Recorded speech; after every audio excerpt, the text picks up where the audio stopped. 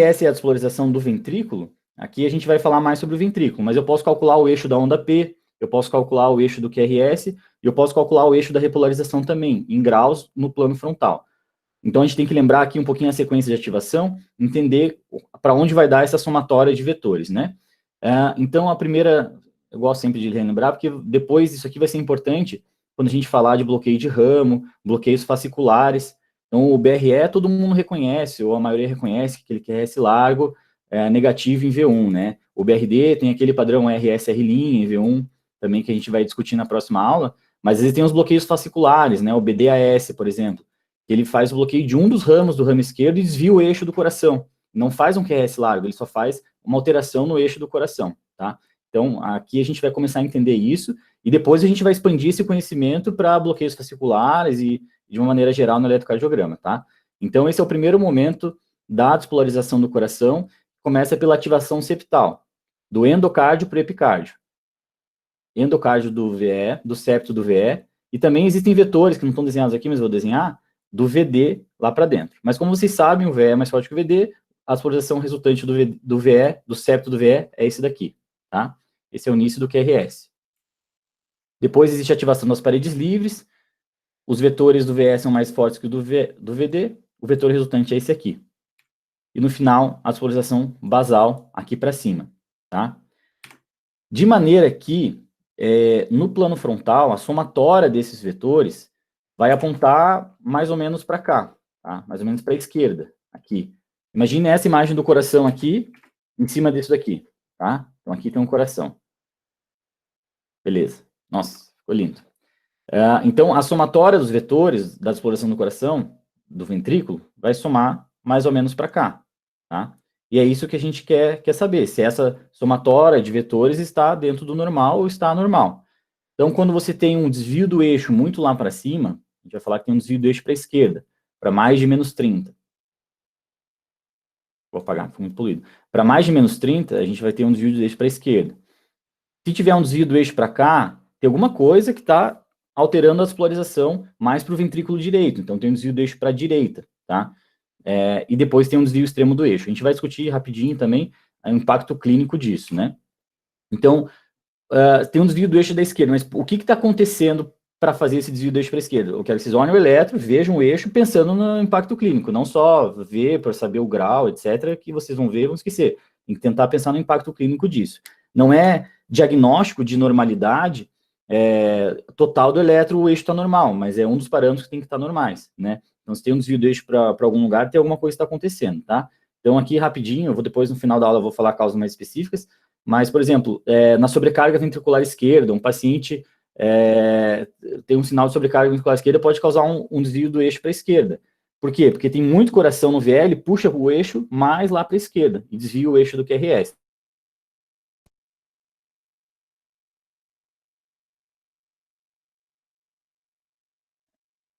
Oi, oi. Ouvindo agora de volta? Desculpa. O microfone está dando esse problema. Estão ouvindo? Alô? Dá para ouvir, doutora. Dá para ouvir? Ah, tá. Obrigado, desculpa. Então, o desvio do eixo para a esquerda, né? Aqui para mais de menos 30 graus. O que pode ser? Será que é uma sobrecarga ventricular esquerda? E qual a causa? Será que é uma cardiopatia hipertensiva, uma estenose aórtica, por exemplo, que fez uma sobrecarga no coração e acabou hipertrofiando? Ou é só um distúrbio de condução, um desvio do eixo por um distúrbio de condução? Tá? Então, é isso que vocês vão ter que raciocinar na sequência na interpretação do eletro e do caso clínico. Não quero que veja só eletro, quero que vocês aprendam a ver paciente. O eletro é uma ferramenta só. Tem um desvio do eixo elétrico médio aqui, né? Eixo elétrico médio para a direita. Então, é mais raro isso, né? O que será que está acontecendo que está fazendo uma sobrecarga? Será que é uma sobrecarga no coração direito? Ou um distúrbio de condução do ramo direito? Será que o paciente tem um paciente jovem? Será que ele tem alguma cardiopatia congênita? Paciente DPOC? Será que é uma cardiopatia valvar? Alguma coisa, uma estenose pulmonar, por exemplo? Ou um paciente com TEP? Hoje eu vi um paciente jovem com COVID que tinha um desvio do eixo para a direita no eletro. Eu ia dar alta para ele, mas eu segurei para fazer um angiotomo, porque pode ser um TEP, ele não tinha, às vezes paciente longilíneo também pode ser desvio do eixo para a direita, não era um paciente longilíneo, assim, com perfil para ter aquele desvio do eixo, sabe? Um COVID grave, que não melhorava, será que é um TEP? O eletro me deu essa dica, talvez. E o desvio externo do eixo, aqui nesse quadrante, ele é mais raro, mas tem que pensar alguma cardiopatia congênita, alguma dessiocardia, tá bom? Então, como que a gente faz isso na prática de maneira bem objetiva? Então, como eu falei, a gente vai olhar o plano frontal, D1, D2, D3, AVR, VL, VF, tá? O V1, V6 esquece nesse momento. E, basicamente, eu vou começar olhando D1 primeiro, tá? Para ver a predominância do QRS. Então, o QRS, ele é predominantemente positivo ou ele é predominantemente negativo? Nesse caso aqui, ele tem um quadradinho negativo e tem 5, 10, 15. Então, ele é predominantemente positivo em D1, tá? Então, aqui, lembrando, transportando esse plano aqui para cá, então aqui eu vou focar em D1 e em AVF inicialmente, tá? Então, se ele é positivo em D1, ele está vindo em direção a D1. Então, ele pode estar, o eixo do QRS está nesse ângulo aqui, ele está aqui para cima, tá? Ele vai estar a algum lado desses dois quadrantes aqui, tá? Porque ele é positivo em D1. Se ele estiver para cá, no desvio extremo do eixo, o QRS, ele vai ser negativo em D1, predominantemente negativo. Ele pode ter uma fase positiva, mas ele vai ser mais negativo, tá? Então, vou olhar em D1. D1 é positivo. Beleza. Depois eu vou olhar AVF, tá? AVF, o QRS aqui, ele é predominantemente positivo em AVF, tá? Deixa eu limpar aqui. Então, ele era positivo em D1, eu sabia que o eixo do QRS estava algum desses dois quadrantes aqui. E ele é positivo em AVF. AVF está aqui. Para ele ser positivo em AVF, ele tem que estar em um desses dois quadrantes aqui, certo? Se ele tiver um desvio do eixo para a direita aqui, por exemplo, ele está ainda assim indo em direção a AVF. O QRS vai ser positivo em AVF, tá? Mas seria negativo em D1, seria positivo.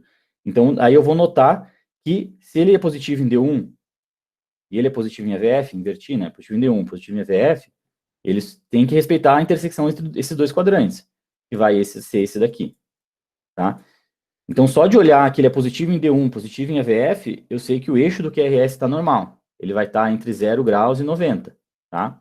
Então, eu olho a intersecção, porque é impossível ele estar entre 0 e 90 e ser negativo em D1, tá? Isso é uma maneira que eu vou ensinar para vocês qualitativa, para a gente ver se ele está normal ou alterado e para onde que ele está alterado, tá? Eu acho que para quem está começando é um bom passo inicial para a gente avaliar o eixo do QRS, tá?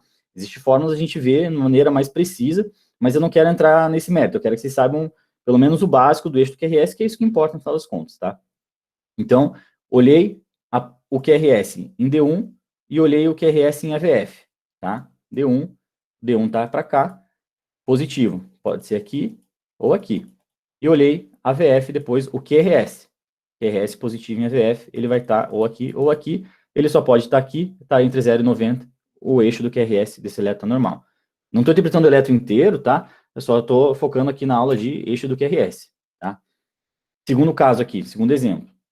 Eixo do QRS, né? Eu fiz toda aquela avaliação, identificação, padronização, ritmo, frequência, onda P, etc. E depois eu cheguei no QRS, e essa é a hora que eu vou olhar o eixo do QRS, tá? A gente vai seguir essa sequência de interpretação, mas eu quero só focar no momento do eixo do QRS.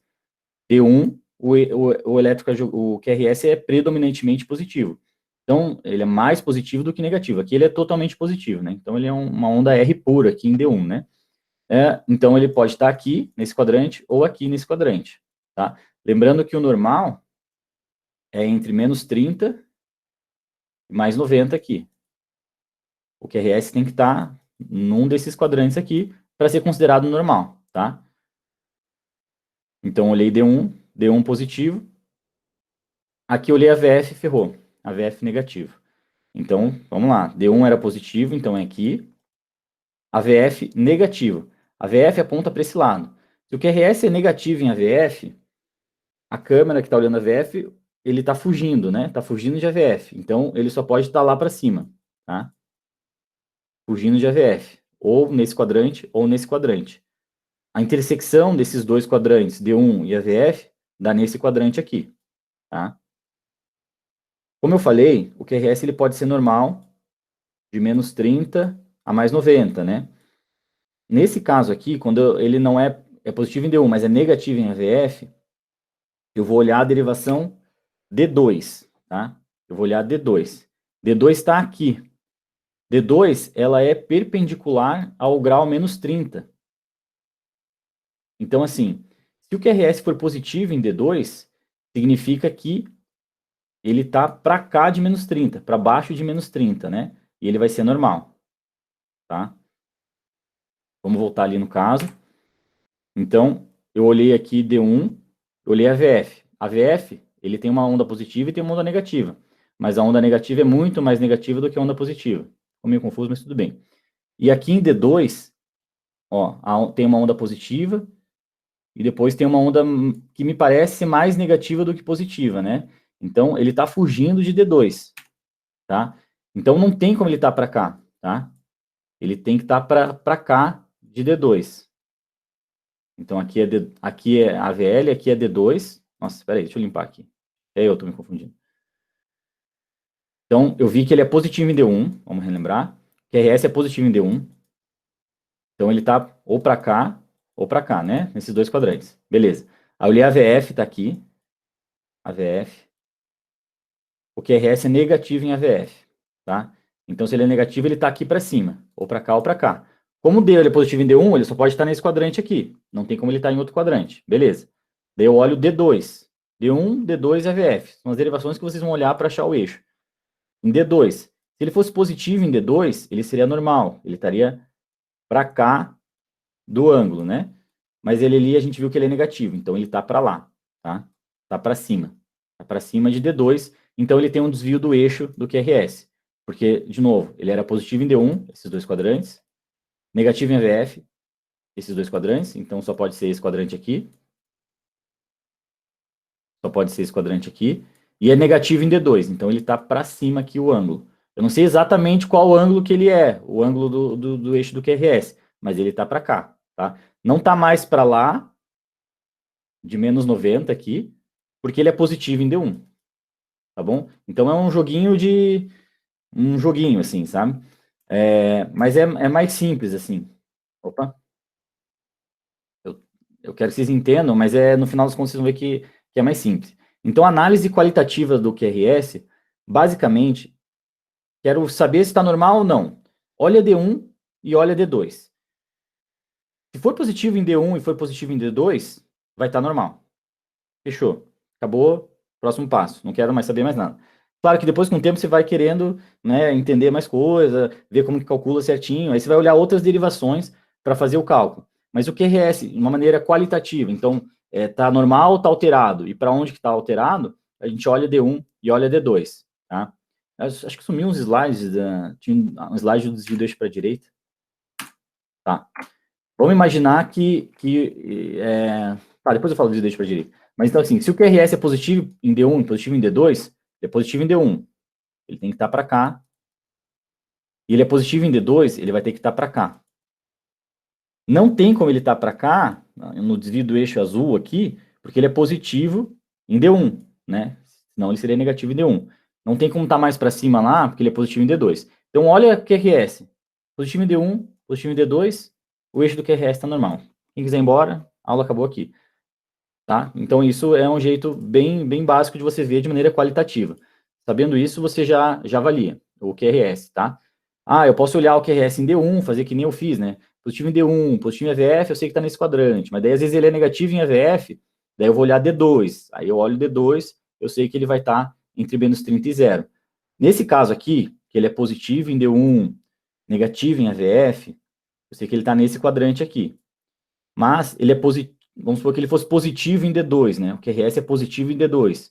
Então ele tem que estar para cá. Então eu sei que o eixo do QRS está entre 0 e menos 30 graus. Eu posso fazer isso com todas as outras derivações e saber mais exatamente onde está o eixo do QRS, tá? Isso é uma maneira qualitativa da gente ver onde está o QRS. Então, se o QRS for negativo em D1 e positivo em AVF, negativo em D1, então ele está para lá de D1, ou aqui em cima, ou aqui. E positivo em AVF. Positivo em AVF aqui para baixo. Aonde ele faz a intersecção, aqui é um desvio do eixo para a direita. Então, você lembra lá do S1, Q3, T3, né? O que é onda S em D1?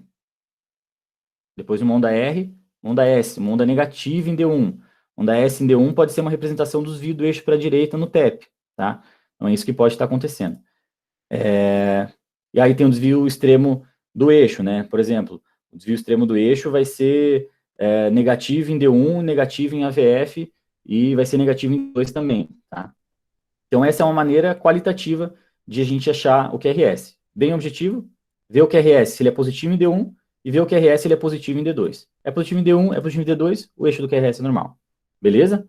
Aí, saber se tem desvio do eixo para a esquerda, saber o desvio do eixo para a direita, também é importante para pensar no quadro clínico, mas de uma maneira bem objetiva você consegue definir o eixo do QRS assim. E de uma outra maneira de você definir o eixo, de maneira mais precisa, é olhando no plano frontal sempre, né? Então esquece aqui, V5, V6, V1, V2, e procurar a derivação que é mais isodifásica, né? Então ela é mais isoelétrica. A fase positiva é igual à fase negativa, então ele tem 5 milímetros aqui e 5 milímetros aqui, ou 3 quadradinhos para cima e 3 para baixo, um para cima, um para baixo. Ele é igual à fase positiva e à fase negativa, tá? Então, por que eu procuro isso? E o que isso vai me dizer? Então lembra, né? Aqui tá rolando uma despolarização da célula do miócito daqui para cá. Se eu botar um observador aqui desse lado, aqui, observador B, ele está fugindo do observador B. A onda que ele vai gerar no papel vai ser uma onda negativa, né? Aqui o observador A está do outro lado da célula, né? A célula está despolarizando daqui para cá, o observador A está aqui. Então está indo em direção ao observador A, uma derivação A aqui, aleatória. Então ele vai desenhar uma onda positiva. E quando você tem um observador que está exatamente a 90 graus do evento aqui, da célula, aqui seria um observador C, uma derivação C, no começo, ele está indo em direção à derivação. Ele vai gerar uma onda positiva. Já falei isso nas aulas anteriores.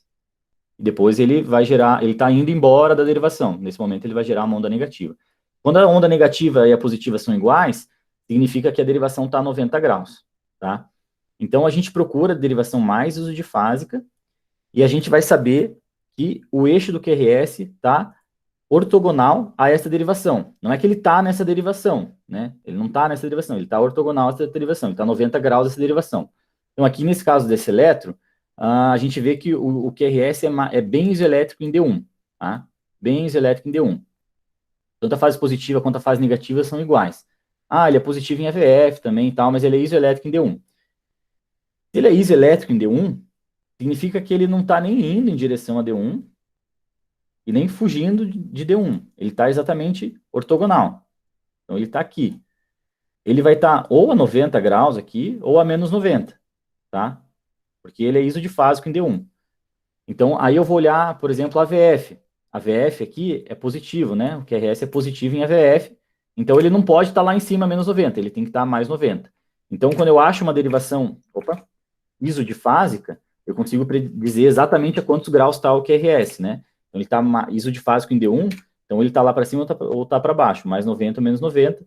Aqui, no caso, mais 90, porque o QRS é positivo em AVF, então eu posso botar lá que o eixo do QRS, tá? SA-QRS, no laudo do elétron igual a mais 90 graus. É isso que significa. Quase que um desvio do eixo para a direita, tá? Então, eu posso achar, por exemplo, que eu olho no plano frontal, lá D1, D2, D3, AVF, e procuro qual derivação é isoelétrica. Por exemplo, o QRS está isoelétrico em D2 aqui, está igualzinho em D2. Então, significa que ele está perpendicular a D2. Ou ele vai estar a menos 30, ou aqui a mais 150. Aí eu olho, por exemplo, D1. O QRS vai ser positivo em D1. Então, ele vai estar exatamente a menos 30. Tá? Então, essa é uma maneira mais quantitativa de eu dizer aonde está o QRS. Às vezes ele está aqui a menos 15, né? Ele está mais ou menos. Você não consegue achar nenhuma derivação isoelétrica. Nem sempre tem uma derivação isoelétrica. O importante é você ter a maneira qualitativa. Se quiser refinar um pouco, também tem essa maneira mais quantitativa. E existem maneiras de calcular seno, cosseno, etc. Tem fórmulas para você calcular exatamente quantos graus, lá, mais 23 graus, né? Mas não tem necessidade. Para a gente que está vendo aqui, saber se está normal ou não já é importante. Tá? Então, causas de desvio do eixo para a esquerda, eu já falei um pouquinho, né? Então, sobrecarga ventricular esquerda, isso aumenta a quantidade de massa no VE, isso vai desviar o eixo para a esquerda do coração. Um bloqueio divisional antero-superior, isso aqui é um bloqueio fascicular do ramo esquerdo, né? Então, o ramo esquerdo, ele tem alguns fascículos, né? Tem 3 fascículos, e um bloqueio divisional de um dos fascículos aqui vai causar um desvio do eixo do coração, porque vai alterar a sequência de despolarização do coração, e vai acabar desviando, no caso aqui, o eixo para a esquerda. Uma área inativa na parede inferior, né? Então, o paciente que tem infarto, a gente vai falar também, tem uma onda Q na parede inferior, né? Lembra qual que é a parede inferior? A parede inferior é D2, D3 e AVF. Então, ele tem uma onda Q, ele infartou a coronária direita e tem uma onda Q em D2, D3, AVF. O QRS fica negativo aqui, né? Acaba desviando o eixo por causa dessa área inativa. Alterações do potássio também podem causar alterações no QRS, que vão desviar o eixo. O marcapasso no ventrículo direito também vai desviar o eixo para a esquerda. E arritmias também podem causar isso, tá? Sobrecarga, desvio do eixo para a direita, então, eu já falei, qualquer causa de sobrecarga de ventrículo direito, então, um paciente mais agudo, com embolia pulmonar, ou um paciente mais crônico, com uma hipertensão pulmonar de qualquer causa, paciente DPOC, um paciente com doença reumatológica que cursa com hipertensão pulmonar, você faz um elétron ambulatorialmente, já vê que ele tem desvio do eixo para a direita, esse paciente é mais grave. Um outro bloqueio divisional, um bloqueio fascicular, o BDPI, né, da divisão póstero-inferior do ramo esquerdo, também vai fazer um desvio do eixo para a direita. A área inativa na parede lateral alta, né, então D1 e AVL vai fazer uma onda Q, também pode causar um desvio do eixo para a direita. Desteocardia, então, recém-nascido, ele tem uma predominância da circulação do coração direito, também pode fazer um desvio do eixo para a direita. Pessoas normais que são muito magras e altas também podem ter um coração mais verticalizado, e isso causar um desvio do eixo para a direita. Troca de eletrodos, isso é muito comum também, a gente pode comentar em alguma das aulas sobre isso, de maneira bem objetiva, e valvopatias, por exemplo, sinose pulmonar. Então é isso, galera. Eixo do QRS, de maneira bem objetiva. Desvio do sistema do eixo, então descardia, algumas cardiopatias congênitas mais raras e mais graves, assim, podem fazer um desvio mais extremo do eixo também, tá bom? E troca de cabo também, às vezes, é bem comum.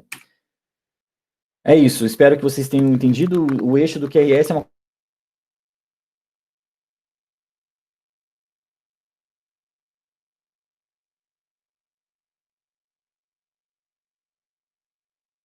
Ficou mudo, doutor. Bugou de novo. Aqui, voltei. Esse microfone tá me trollando. Essa figurinha aqui eu gostei dela porque a gente, que é cardiologista, a gente olha o eletro assim e se sente aqui como o heart aqui, né? Tipo, né? Nossa, eu sou muito top, né? Tipo, o que diferencia a gente dos outros clínicos é que a gente sabe ver eletro, cara. Fora isso, a gente é fuleiro igual os nefros. Então, mas vamos todo mundo aí aprender essa arte que vai agregar muito aí para o dia a dia de vocês, com certeza, como médicos, é importante também, sabe? Muito obrigado. Alguma dúvida? Deu para entender? Foi meio confusa a aula, né? Mas no dia a dia a gente vai tentando tirar as dúvidas também, se tiver.